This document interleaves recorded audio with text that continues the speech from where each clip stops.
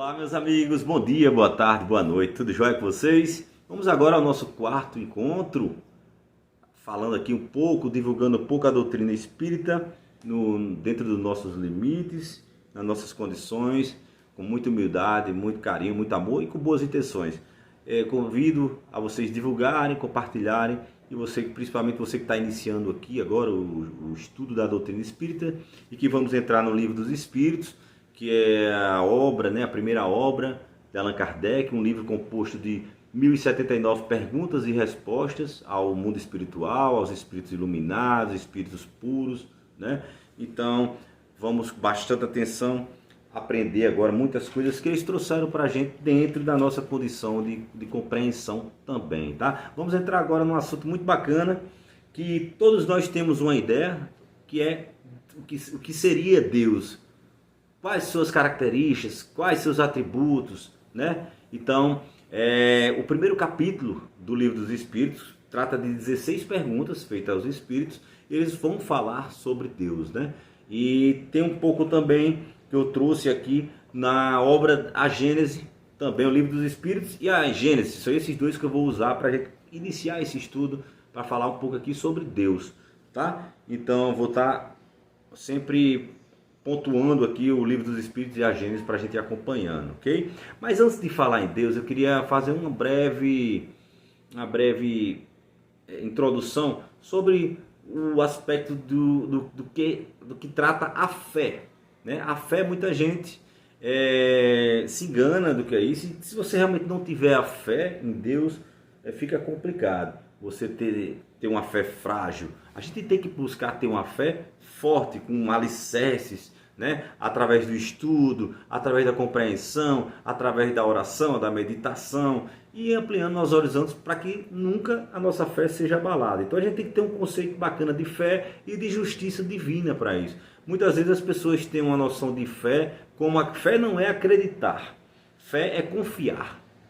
Então a gente tem que ter uma confiança em Deus, e para ter essa confiança a gente tem que entendê-lo, a gente tem que entender que Ele é justo, que Ele é bom, e que nem tudo que a gente pedir, nem tudo que a gente orar vai ser realizado, nem a nossa vida vai ser sempre boa, por mais que sejamos pessoas que só pensamos e façamos o bem, mas nós também temos débitos, temos que passar por provas e expiações, estamos nesse planeta para isso, esse planeta é para isso, Então, ele sempre é justo, por mais que pareça que em alguma situação na nossa vida muito difícil, muito desafiadora, a gente pense que cadê meu Deus? Deus me abandonou, esse Deus não é justo, esse Deus não é bom comigo, porque isso vai acontecer comigo.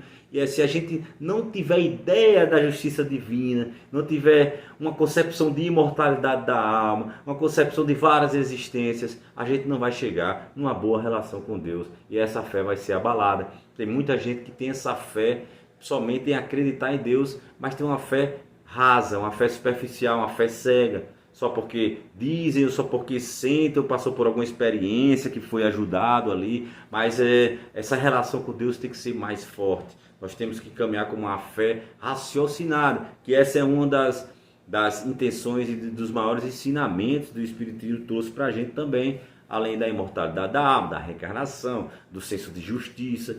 Então ele trouxe essa fé raciocinada. Quando a gente entende, por mais que a gente passe por esses desafios tão dolorosos, a gente consegue confiar e acreditar, imaginar que Deus está no comando de tudo e que Ele não é injusto em momento algum, tá bom? Então, antes da gente ter só a fé também, a gente às vezes fala, vou fazer isso e seja o que Deus quiser. Não é bem assim. Tem que ficar claro que nós temos que fazer a nossa parte.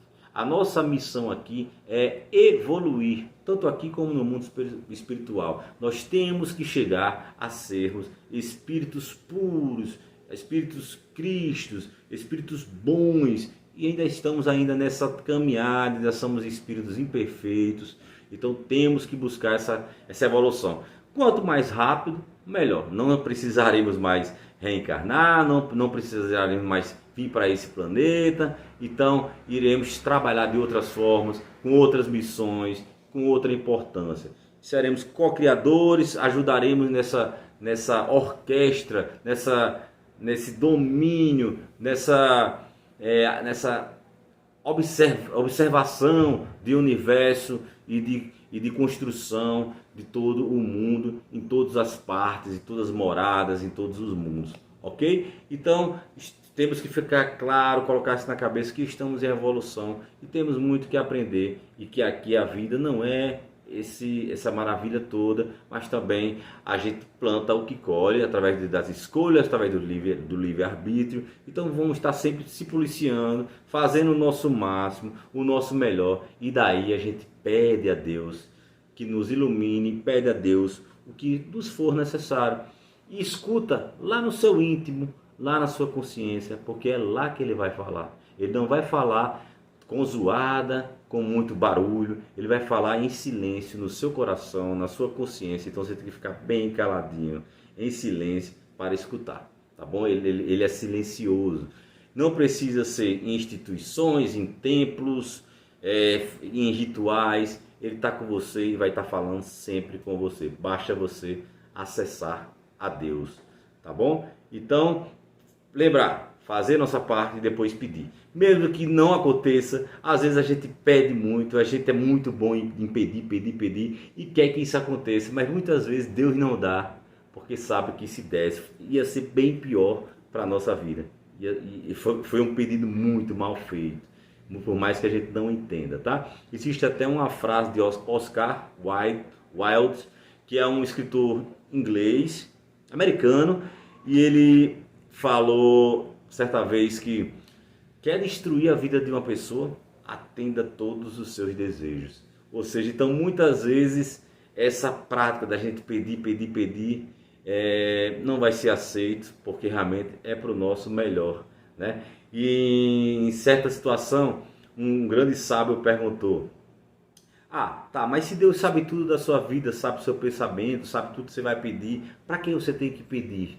Para que você tem que orar? Mas é exatamente para isso, para a gente começar a dominar esses desejos, começar a perceber, começar a ter esses nãos, começar a perceber que nem tudo que a gente pede é bom. Então é para dominar esses desejos, tá bom? Então vamos seguir em frente, partir desses princípios que temos que ter essa fé raciocinada, porque aí vai ser uma fé forte e nada vai nos abalar, tá bom? E o senso de justiça divina, Deus é justo. Por mais que estejamos passando por uma situação muito difícil, complicada, mas Ele é justo, tá bom? Vamos lá. Então, para falar de Deus, falamos da fé, da justiça divina, que Ele está sempre, né, no leme lá, nos orientando, nos guiando e guiando o nosso caminho, mesmo que passamos, mesmo que a gente vai passar por turbulências, né? Mas assim, Ele está no comando, tá bom? Antigamente, os povos mais primitivos, mais ignorantes, mais selvagens, tanto moralmente como intelectualmente, acreditavam em Deus como sendo vários deuses, né? E não como um Deus único. Era o politeísmo que reinava ali. Mesmo todo povo, sempre teve a ideia de algo maior. Estava ali no instinto, na consciência, e se respaldava em algo maior. E muitas vezes, quando eles viam algo que não era de obra do ser humano, né? Eles diziam que eram deuses. Então tinha Deus da chuva, Deus do trovão, Deus do mar e por aí vai. Esse era o politeísmo. Nessas 16 perguntas aos espíritos, Allan Kardec não falou mais aqui, não falou do politeísmo. Isso já é uma ideia bem ultrapassada, mas eu encontrei na Gênese, tá? No item 17, que fala aqui um pouquinho sobre o politeísmo. Então eu vou ler para vocês a Gênesis, essa obra, tá, de Allan Kardec, que fala sobre, no capítulo 2, que é da natureza divina, ele fala sobre o politeísmo. Vamos lá. Foi a ignorância do infinito das perfeições de Deus que engendrou o politeísmo. A ignorância no sentido de não saber, de conhecimento. Foi a ignorância do infinito das perfeições de Deus que engendrou o politeísmo, que deu origem. Culto de todos os povos primitivos. Eles atribuíram divindade a todo poder que lhes pareceu acima da humanidade. Mais tarde, a razão levou-os a confundir essas diversas potências em uma única, Depois, à medida que os homens compreenderam a essência dos atributos divinos, suprimiram dos seus símbolos as crenças que dele eram a negação. Certo? Então tudo aquilo que era além da imaginação, acima da humanidade, acima que os humanos podiam fazer, eles atribuíam a Deus como Deus. Mas depois, através da razão, do estudo, da evolução, eles começaram a atribuir a um Deus só. Lembra da passagem de Moisés, que a gente deve isso a ele trouxe o mais importante ali, além dos 10 mandamentos, foi a questão de um Deus único, né? Ele trouxe ali para aquele povo hebreu que estava saindo ali da escravidão do Egito, que era um povo muito intelectual, mas ainda apegado ao politeísmo. Então Moisés, ele veio falar desse Deus único, tá? Aqui fala, no livro dos Espíritos, no capítulo de Deus, também não fala sobre isso, mas eu encontrei no item 21, da Gênesis também, tá? Essa ideia desse Deus único, porque foi um grande avanço pensar nesse monoteísmo, mas ainda ficou um Deus muito equivocado, tá? Vamos ver aqui o que é que fala sobre esse Deus único naquela época. Em seu estado de inferioridade, os homens não podem, senão dificilmente, compreender Deus infinito, porque o figuram restrito e limitado igual a eles, representando como ser circunscrito, e dele fazem uma imagem à sua imagem. Ou seja, eles acreditavam em um Deus único, mas um Deus parecido com a gente, né? Um Deus quase humano. Nossos quadros que o pintam sob traços humanos não contribuem pouco para manter esse erro no espírito das massas, que adoram nele mais a forma do que o pensamento. Para a maioria é um soberano poderoso, num trono inacessível, perdido na imensidão dos céus. Ou seja, aí tinha a ideia daquele Deus quase humano, né? Parecido com a gente e tal, e num trono ali só para julgar. Só para julgar, e barbudo, aquele senhor barbudo, cabelos brancos, e no trono. Então essa ideia também já é ultrapassada, tá? Então vamos começar agora a estudar esse Deus depois de tantos séculos, depois de tantas conquistas, depois de tantas experiências. Os Espíritos vieram nos falar sobre esse Deus numa realidade mais próxima. Muito embora a gente possa falar o que é ser Deus aqui, como é Deus, de maneiras diferentes, filosoficamente, mas nunca saberemos, porque não estamos na condição, enquanto humanos, enquanto encarnados, né, de entender e ver isso. Falta sentido a gente, falta entendimento e falta compreensão. E além da linguagem realmente humana, que não dá para descrever todas as características de Deus, tá bom? Mas vamos, dentro do que eles nos passaram aqui, os Espíritos, vamos começar agora a falar do Deus, tá? Segundo o que os Espíritos nos falam. Allan Kardec, ele inicia o livro dos Espíritos com a primeira pergunta, fazendo: que é Deus? Ele não perguntou aos Espíritos quem é Deus, porque ele já tinha passado dessa ideia desse Deus à nossa imagem, né? Deus humano, um Deus com os mesmos defeitos da gente, egoísta, né? Que gosta de ser bajulado, que gosta de sacrifícios, que gosta de oferendas. As pessoas também tinham essa ideia naquela época, de ter que fazer muito sacrifício para provar que amava a Deus. Então, quanto maior o sacrifício, mais prova se pensava que estaria dando a Deus daquele amor ali, daquele respeito. Tanto que passavam do sacrifício de animais até para pessoas, né? E daí por diante. Tem gente que até hoje ainda faz sacrifício, anda quilômetros de joelho, faz caminhadas, mas realmente Deus não se importa com esse sacrifício. O que ele importa realmente é com a nossa intenção, com a nossa evolução, com a nossa oração e fazer o bem. Esse é o verdadeiro caminho para agradar a Deus e evoluir moralmente e espiritualmente. Tá bom? Então vamos lá. Então ele pergunta: que é Deus? Os Espíritos respondem: Deus é a inteligência suprema, causa primeira de todas as coisas. Deus é a inteligência suprema, infinito, e causa primeira de todas as coisas. Tudo que a gente possa pensar que teve um início foi Deus. Não existe nada anterior a Deus. Tudo que você possa imaginar, Deus veio antes. Deus é a causa de tudo. Deus é o Criador. E o resto, todo o resto é criatura, criados pelo Criador, criados por Deus. Tá? Então, eu peguei aqui a questão 1 e também fala um pouco aqui na Gênesis, no item 9, também sobre essa inteligência suprema. Vamos ver o que é que na outra obra, um pouco mais à frente, alguns anos depois, Allan Kardec acrescenta nesse Deus de inteligência suprema. O que é que ele fala sobre isso? Ele pega o item 9. Deus é a suprema e soberana inteligência. A inteligência do homem é limitada, uma vez que não pode nem fazer nem compreender tudo que existe. Nem fazer nem compreender. A de Deus, abarcando o infinito, deve ser infinita. Se supusesse limitada em um ponto qualquer, poder-se-ia conceber um ser ainda mais inteligente, capaz de compreender e de fazer o que o outro não faria, e assim sucessivamente até o infinito. Ou seja, a inteligência dele é suprema, não existe nada, né, em nenhum ponto, em nenhum aspecto que não seja infinito, porque senão daria brecha para outro ser tornar mais perfeito em algum ponto, e esse ser então seria Deus. Ou seja, então ele é infinito em todos os atributos, em todas as características e na inteligência, tá? Então ele é infinito, inteligência suprema, infinita. Ok?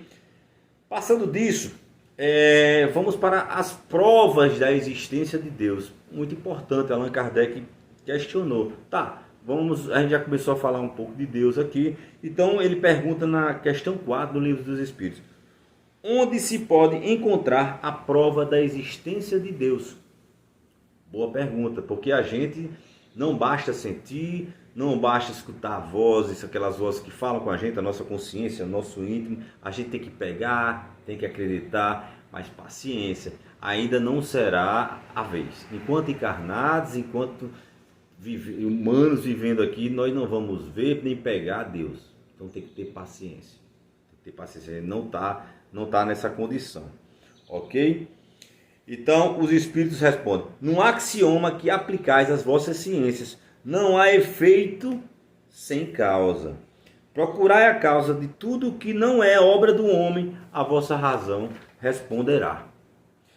Para crer em Deus, basta lançar os olhos sobre as obras da criação. O universo existe, ele tem, pois, uma causa. Duvidar da existência de Deus seria negar que todo efeito tem uma causa e adiantar que o nada pôde fazer alguma coisa. Ou seja, aqui é aquela coisa, né? Pelas obras a gente conhece o autor. Ou seja, a gente olha para a natureza, a gente olha para os astros, a gente olha para as obras que não foram feitas pelos homens, e a gente já começa a compreender e raciocinar que alguém fez, né? Que o nada fez isso, não faz sentido. Teria que ser uma inteligência para fazer algo tão inteligente. Teria que ser um ser muito perfeito para fazer algo tão perfeito. Então, é nesse sentido que a gente acredita que tudo isso que não é obra do homem é obra de Deus. Tá bom? Inclusive na Gênesis também falando um pouco sobre isso, sobre essa prova de existência de Deus, no item 2, ele até dá um exemplozinho. Se um pássaro cortando o ar é atingido por um chumbo mortal, julga-se que um hábil atirador o feriu, embora não se veja o atirador. Ou seja, não é, pois, sempre necessário ter visto uma coisa para saber que ela existe. Visto, pegar, tocar, entende? Em tudo é observando os efeitos que se chega ao conhecimento das causas. Ou seja, aquele pássaro que foi atingido ali por uma bala, pelo projeto, caiu, a gente sabe que foi um atirador, né? Então não precisa ver o atirador para isso. Então ele dá esse exemplo e dá a questão no item, esse é o item 2, no item 3, ele fala sobre passado o estado de axioma, por força da verdade, é que todo efeito inteligente deve ter uma causa inteligente. Foi aquilo que eu comentei, né? E aí você vai ver nos itens 3, 4, 5, ele fala dos astros, né? Fala da natureza, mesmo aquelas teses que dizem que, depois vocês leiam esses itens da Gênesis, que é bastante curioso. Mas resumindo, eles falam que tudo é tão harmonioso, os astros eles estão ali com a gravidade certinha, com a temperatura certinha, né? Tudo ali movimentando e agindo, interagindo, tudo na mais perfeita ordem. Então, tudo com a inteligência, com a perfeição. Então, só algo tão inteligente e tão perfeito pode ter criado aquilo.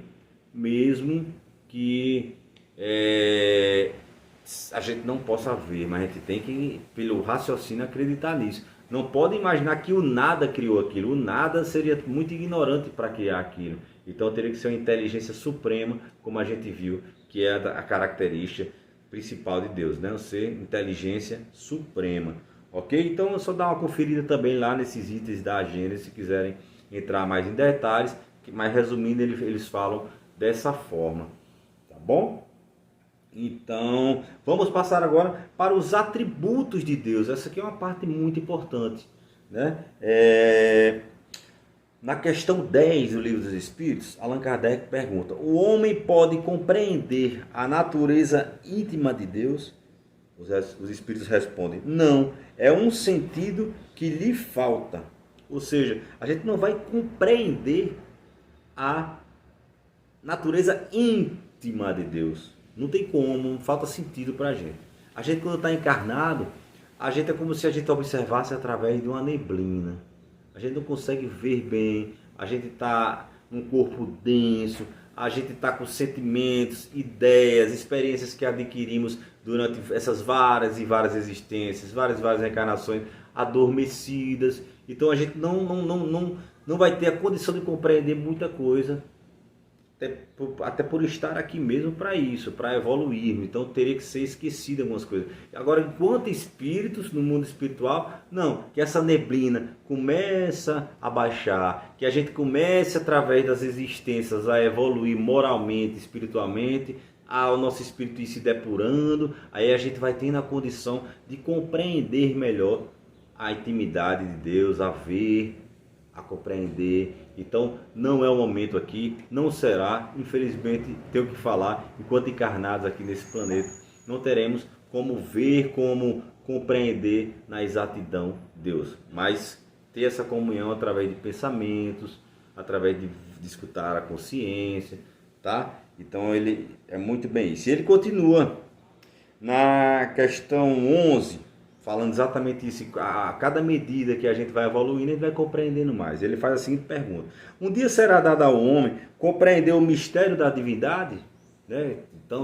Tão falar, será que um dia a gente vai entender isso? Aí eles respondem: quando o seu espírito não estiver mais obscurecido pela matéria. Ou seja, por essa matéria, pelo nosso corpo. Enquanto encarnado, a gente tem essa matéria, né? Esse corpo, e está obscurecido, como eu falei agora anteriormente, pela sua matéria. E pela sua perfeição, aí sim, quando a gente vai se tornando espíritos perfeitos, estiver próximo dele, então ele o verá e o compreenderá. Ou seja, então é com muitos anos, com muitos milênios de aperfeiçoamento e de seguir no bom caminho e evoluindo moralmente, intelectualmente, que a gente vai ter uma compreensão bem melhor de Deus. Tá bom? Então paciência. Vamos seguir esse caminho, vamos seguir evoluindo. Quanto mais rápido, melhor, tá? Menos desafios teremos, mais compreensão teremos para suportar também os desafios que vêm, tá? As provas e as expiações. Tá certo? Tudo é questão de evolução e tempo. Deus, ele nos dá a oportunidade de crescer, não é com um temor, é com o tempo. Tudo se resolve com o tempo. Partindo aqui para... Antes de entrar na questão 13, que fala dos atributos, ele faz a pergunta na 12. Se não podemos compreender a natureza íntima de Deus, podemos ter uma ideia de algumas de suas perfeições? Sim, eles respondem. Sim, de algumas perfeições de Deus. Não de outras, não existe vocabulário para a gente, né? O nosso vocabulário é muito... É como se você tivesse que explicar a um cego de nascença aqui, que está encarnado, desde que nasceu vê o cego, e você vai explicar o que é uma xícara azul para ele. Ele pode até pegar na xícara, ver ali a forma, tá, imaginar, mas o azul ele não vai conhecer, ele não vai saber. Então não tem como, não teria como você explicar isso. Então essa analogia se faz como os espíritos falam. Tem coisas que, algumas perfeições de Deus, alguns atributos, vocês vão poder conhecer agora, a gente vai tentar de alguma forma explicar. Mas tem outras que tornam impossível pelo nosso momento de intelectualidade, de moralidade, pelo momento que estamos passando. Ok? Tudo no seu tempo, através da nossa evolução e do nosso consequente merecimento. Meritocracia. Tudo nos vem através de merecimento. Tá? Então, vamos evoluir moralmente, intelectualmente, que saberemos mais das coisas. Agora, e inclusive falando sobre essas perfeições, na questão 12 que eu acabei de fazer, tem o item 15 na Gênesis. Vamos lá para o item 15 na Gênesis. O que é que ele fala dessas perfeições? Deus é infinitamente perfeito. É impossível conceber Deus sem o infinito das perfeições. Aqui só um parênteses, não é a perfeição no sentido de grau máximo, não. É no sentido de grau infinito. Porque se houvesse um grau máximo, alguém poderia, algum outro ser, passar e então esse ser seria Deus. Compreender? Então é no infinito das perfeições. Sem o que não seria Deus. Porque se poderia sempre conceber um ser possuindo o que lhe faltasse. Exatamente o que eu falei. Para que nenhum ser possa superá-lo, é preciso que seja infinito em tudo. Sendo os atributos de Deus infinitos, não são suscetíveis nem de aumento nem de diminuição, né? Porque eles são infinitos. Sem isso não seriam infinitos e Deus não seria perfeito. Se tirasse a único de seus atributos, não se teria mais Deus, uma vez que poderia existir um ser mais perfeito. Ok? Então, é a questão de infinitude aí, e não de grau máximo, tá? Então vamos agora partir para um ponto muito importante. Vamos estudar agora alguns atributos, algumas características de Deus, né? Na questão 13, Allan Kardec pergunta: quando dizemos que Deus é eterno, infinito, imutável, imaterial, único, todo-poderoso, soberanamente justo e bom, não temos uma ideia completa de seus atributos? Apesar dos espíritos ter falado anteriormente que só algumas coisas iremos ter a condição de entender, né? Mas ele pergunta isso novamente e eles respondem: de vosso ponto de vista, sim, porque credes tudo a abraçar. Mas sabei bem que há coisas acima da inteligência do homem mais inteligente, e para as quais vossa linguagem, limitada às vossas ideias e às vossas sensações, não tem expressão adequada. Ok? Ou seja, calma, vamos com calma. Vamos mostrar alguns atributos, esses que foram falados aqui são corretos. Ele tem esses atributos em seu grau infinito e vamos estudar aqui esses atributos no Livro dos Espíritos e na Gênesis, como eu falei. O primeiro é o Deus eterno. Vamos falar deles. Lembra que eu falei: eterno, infinito, imutável, imaterial, único, todo-poderoso, soberanamente justo e bom. O primeiro, Deus é eterno. Aqui ele fala Deus é eterno, o primeiro atributo de Deus na questão 13, e está igual, praticamente igual lá na Gênesis também, no item 10. A Gênesis, ele pega esses atributos também nessa obra, Gênesis, e ele fala também de todos esses atributos mais lá na frente, e traz em alguns deles um comentáriozinho a mais. Então, o que tiver diferente aqui, ou acrescido lá da Gênesis, eu vou ler os dois, tá? Então, ele começa pelo atributo que está praticamente a mesma coisa, tanto na Gênesis como no Livro dos Espíritos. Deus é eterno. Se ele tivesse tido um começo, teria saído do nada, ou teria sido criado, ele mesmo por um ser anterior. É assim que, de degrau em degrau, remontamos ao infinito e à eternidade. Ou seja, ele é eterno.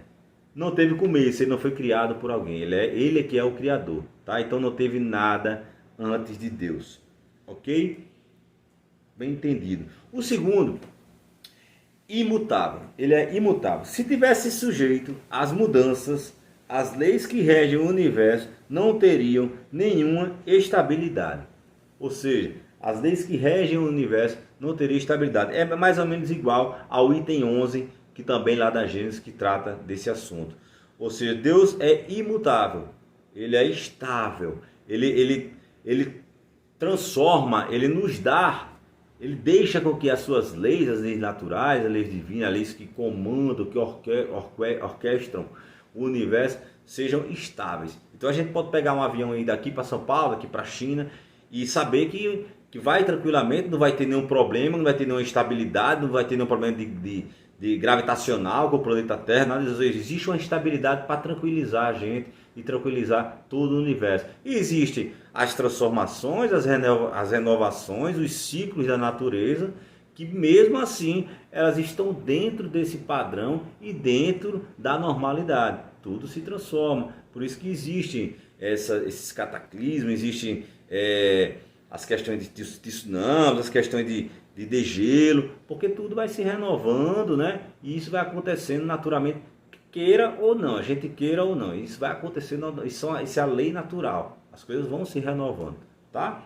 Então, esse aí. Então, ele é imutável. Ele não é de luar, hoje eu vou fazer com que a Terra aconteça tal coisa com a Terra, ou tal coisa com Júpiter, ou tal coisa com Marte. Não, ele deixa ali a estabilidade, tudo na sua perfeita harmonia e ir acontecendo aos poucos e devagarzinho no seu tempo. Então, é imutável. Vamos para a terceira agora. Ele é imaterial. Quer dizer, na sua natureza difere de tudo que chamamos matéria. De outro modo, ele não seria imutável, porque estaria sujeito às transformações da matéria, tá? Ou seja, ele é imaterial. A matéria dele, se tiver matéria, né, é diferente da nossa.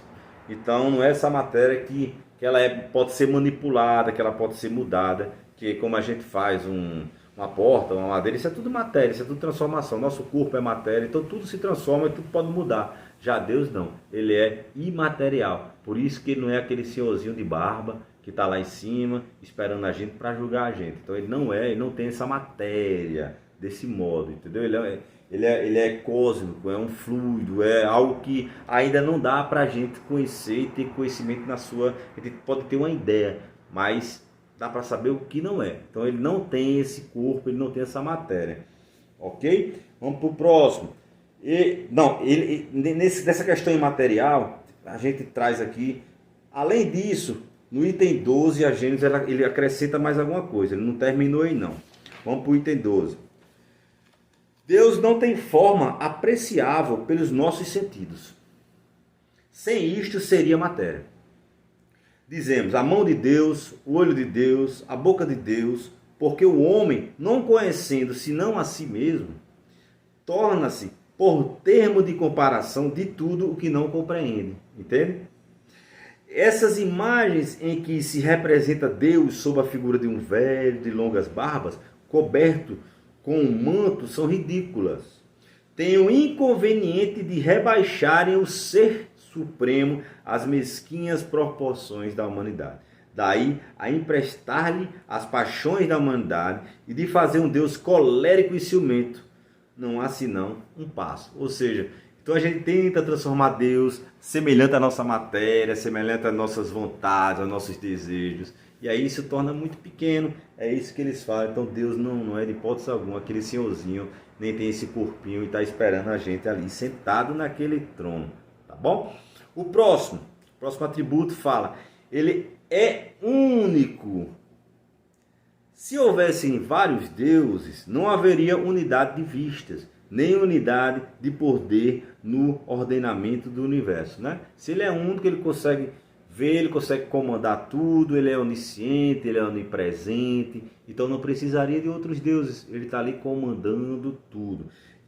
A Gênesis ele acrescenta, fala um pouco mais no item 16. Vamos lá, sobre esse atributo de único.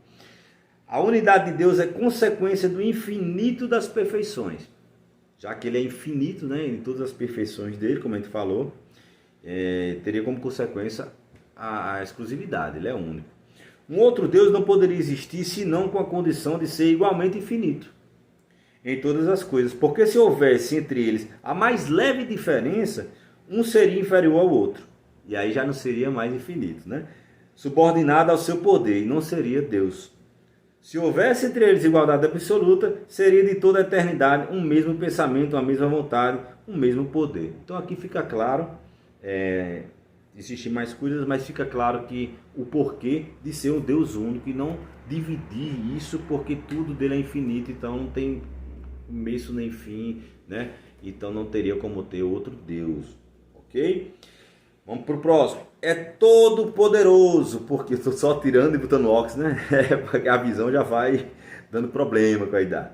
É todo poderoso, porque é único. Se não tivesse soberano poder, haveria alguma coisa mais poderosa ou tão poderosa quanto ele. Não teria feito todas as coisas, e as que não tivesse feito seriam obras de um outro Deus. Então ele é todo poderoso, tá?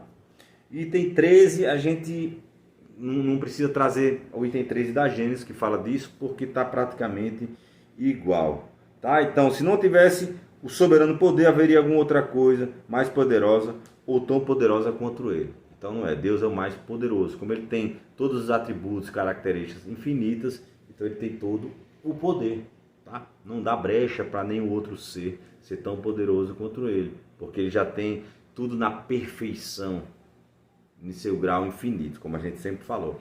E por último, importantíssimo, e que a gente tem que entender isso, mesmo quando a gente está em grande dificuldade, aqui é onde há o consolo, além da imortalidade da alma, das reencarnações, da maneira da gente adquirir a evolução. Não tem como a gente chegar a se transformar em espíritos para compreender tudo isso numa vida só. Ou seja, é necessário muita experiência, muitas existências, muitas provas para a gente se depurar e entender mais as coisas. Então ele fala, é soberanamente justo e bom. A sabedoria providencial das leis divinas se revela nas menores coisas, como nas maiores. E essa sabedoria não permite duvidar da sua justiça nem da sua bondade. Finaliza aqui os atributos na questão 13 do Livro dos Espíritos e vamos para o item 14 da Gênesis, que acrescenta mais um pouco sobre o soberanamente justo e bom. O infinito de uma qualidade exclui a possibilidade da existência de uma qualidade contrária. Se ela é infinita, não pode ter uma outra qualidade, né? Não tem como existir uma possibilidade de uma nova qualidade, porque ela é infinita.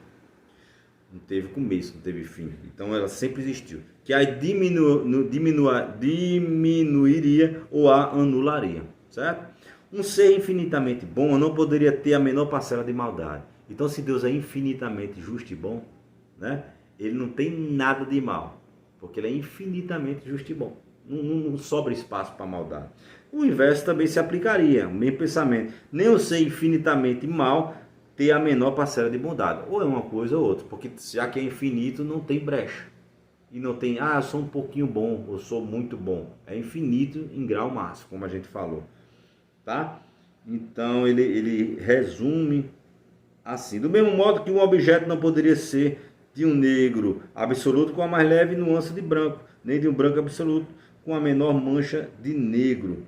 Então é nesse sentido que a gente tem que entender. Então Deus é justo e bom. Não esqueçamos disso, porque isso é um dos consolos maiores da doutrina espírita que a gente tem que ter em mente, tá? Então a gente falado aqui de alguns aspectos, algumas características de Deus, a gente tem que tocar a nossa vida nesse sentido, fazendo sempre o bem, orando, acreditando que as coisas vão acontecer, mas de uma maneira que primeiro façamos a nossa parte. Orem em silêncio, orem no seu lugarzinho, em qualquer lugar, à sua maneira, busquem falar com Deus, busquem ouvir a consciência, os grandes segredos, o tesouro guardado dentro da gente está na nossa consciência. Não procure Deus em fatores externos, em locais externos, Ele está dentro da gente.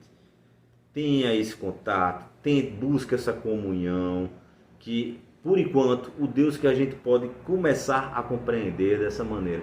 Quando nos tornarmos espíritos mais evoluídos, né? Como Jesus Cristo, um espírito evoluído, espírito mais evoluído que pisou aqui na Terra, né?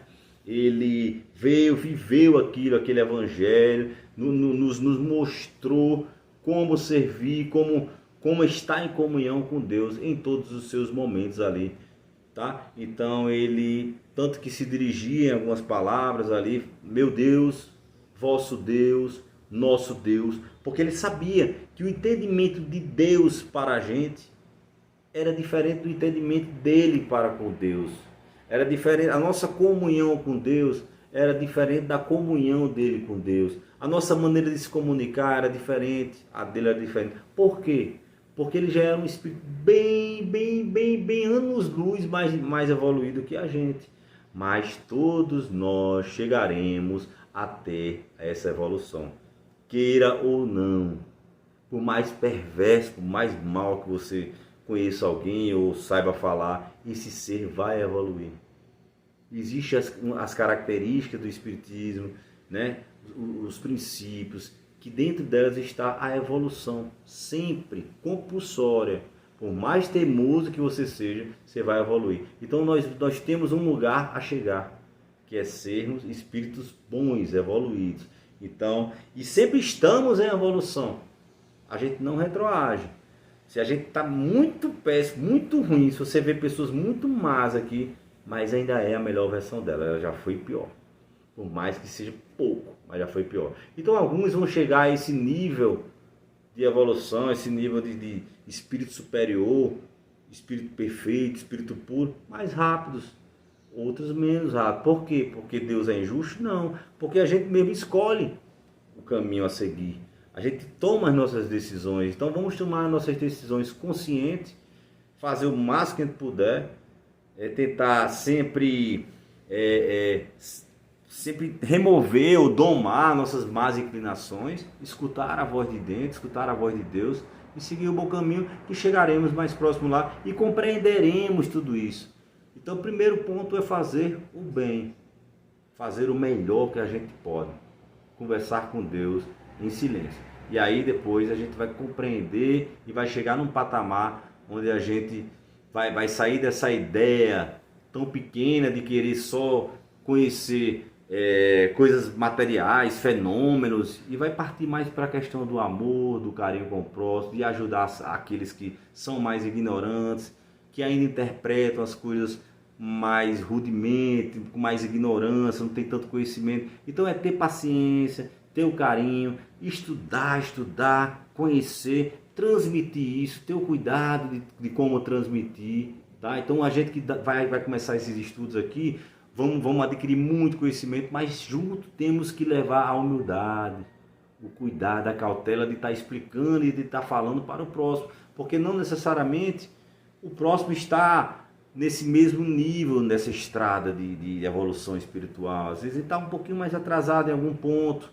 às vezes é intelectualmente, então você ajuda, e às vezes esse que está atrasado intelectualmente está mais adiantado moralmente que você também aprende. Ou seja, a vida é isso, é essa troca, essa ajuda, essa troca de experiência. O que você é bom em algum fator, em algum aspecto, passa, transmite, ajuda o próximo, que não está tão claro ali, esclarecido. E a mesma coisa, busca ajuda, busca conhecimento de quem em algum ponto está melhor do que você, está mais evoluído, porque nós estamos sempre na mesma estrada, mas estamos em níveis, em alguns aspectos diferentes, em alguns mais avançados, outros menos. Então vamos sempre orar, vamos sempre buscar fazer o bem, e aos poucos trazendo cada vez mais novos conhecimentos através da doutrina espírita, e que os espíritos falam para a gente, e sempre estão falando, tá? Então tenham uma boa semana, fiquem com Deus. Espero ter ajudado a vocês em alguma coisa aqui, em algum novo conhecimento, tá? Até o próximo encontro, então. Um abraço!